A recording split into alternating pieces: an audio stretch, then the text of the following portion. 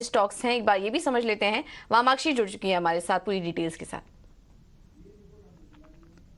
जी बिल्कुल, शुरुआत करते हैं हम एनबीएफसी सेक्टर के साथ। सिटी की तरफ से रिपोर्ट आ रही है और इनका कहना है कि एनबीएफसीज होलसेल बोरोवर्स है और इसी के चलते पॉजिटिवली रिएक्ट कर सकते हैं रेट आउटलुक में चेंजेस के चलते। कंपटीशन कोर प्रोडक्ट सेगमेंट्स में बढ़ता हुआ नजर आ रहा है, मगर जो रेट पॉज है वो इंक्रीमेंटली कॉन्फिडेंस प्रोवाइड करता है एनआईएम ट्रैजेक्टरी पर, और इसी के चलते उनके टॉप पिक्स है चोलामंडलम और आवास फाइनेंसियर्स। जुबिलेंट फूडवर्क्स अगला स्टॉक है हमारे रेडार पर। सिटी की तरफ से नोट आ रही है और उनका कहना है कि कमज़ोर नतीजों के चलते हमने एक स्टॉक में एक अंडर परफॉर्मेंस देखा था। हम देख रहे हैं कि इन्फ्लेशन के चलते डाउन ट्रेडिंग कर रहे हैं कस्टमर्स, और इनफैक्ट रॉ मटेरियल साइड पर भी जो इन्फ्लेशनरी ट्रेंड्स नज़र आ रहे हैं उसी के चलते मार्जिन्स पर दबाव आता हुआ नज़र आ रहा है।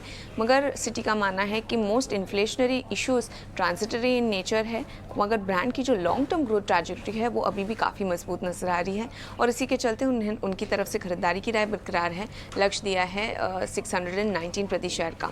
इंडियन होटल्स अगला स्टॉक है हमारे रेडार पर। जेपी मॉर्गन की तरफ से रिपोर्ट आ रही है और इनका मानना है कि Q4 के डोमेस्टिक रेवेन्यू पर अवेलेबल रूम का जो ट्रेंड है वो काफ़ी मजबूत नज़र आ रहा है। इनफैक्ट फरवरी 2023 में इंडिया का जो ऑक्यूपेंसी है वो पहली बार कोविड के बाद 70% के पार गया है। ओवरऑल अगर हम देखें जेपी मॉर्गन की तरफ से न्यूट्रल की राय आ रही है। लक्ष्य दिया है उन्होंने 330 प्रति शेयर का।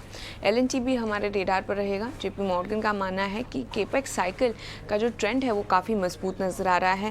FY23 का जो ऑर्डर इनफ्लो है एक्सपेक्टेड अनुमान से काफ़ी मजबूत आया है, मगर ये ऑलरेडी प्राइस में रिफ्लेक्ट हो रहा है।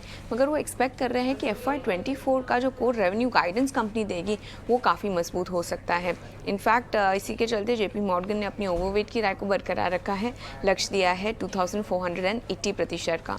और आखिर में हम फोकस करेंगे एसबीआई लाइफ पर। गोल्डमैन सैक्स का मानना है कि एसबीआई लाइफ इन्हें पसंद है उनके लीडरशिप के लिए जो उनके पास है मार्केट शेयर और प्रॉफिटेबिलिटी फ्रंट पर।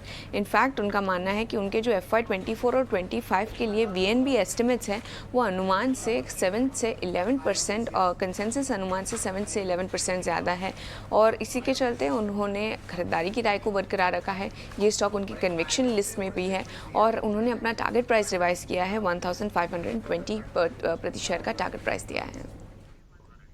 बिल्कुल, बहुत बहुत शुक्रिया वामाक्षी ये जानकारी देने के लिए। तो कन्विक्शन लिस्ट में है एसबीआई लाइफ, यहाँ पर नजर रखिए। बाकी सारे जो भी रिपोर्ट्स आए हैं वो भी पॉजिटिव साइड पर ही हैं। NBFCs, Jubilant food, SBI life जैसे स्टॉक्स आज सभी पॉजिटिव रिपोर्ट्स आई हैं, तो इसका रिएक्शन आज हम एक्सपेक्ट कर सकते हैं स्टॉक्स पर।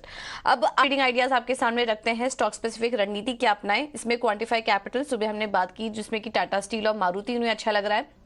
तो यहाँ अब आप नजर रखिए। प्रभुदास लीलाधर की तरफ से जो कॉल्स हमें मिल रही है उसमें पहला है पीवीआर, यहाँ पर वो खरीदारी करने की राय दे रहे हैं। 1900 का होगा लक्ष्य, स्टॉप लॉस सुझा रहे हैं 1849 का, और जेएसडब्ल्यू स्टील में भी खरीदारी करने की राय दे रहे हैं। 722 का होगा लक्ष्य, स्टॉप लॉस सुझा रहे हैं 707 का। कोटक सिक्योरिटीज ने ब्रिटानिया में खरीदारी की राय दी है। 4400 का होगा लक्ष्य, स्टॉप लॉस 4220 का 30 का, और एक्सिस बैंक में भी खरीदारी करने की ही राय आ रही है 870 के टारगेट के लिए, स्टॉप लॉस 845 का। तो सभी स्टॉक स्पेसिफिक आइडियाज भी देखेंगे तो ज्यादातर खरीदारी की तरफ ही हैं, और लार्ज कैप काउंटर्स आज काफी अच्छा लग रहा है। ये आज निफ्टी को भी सपोर्ट करते हुए दिखाई देंगे, स्पेशली बैंकिंग स्टॉक्स। तो यहाँ पर आप नजर रखिए एक्सिस बैंक 870 के लेवल्स के लिए आज आप खरीदारी करके चल सकते हैं।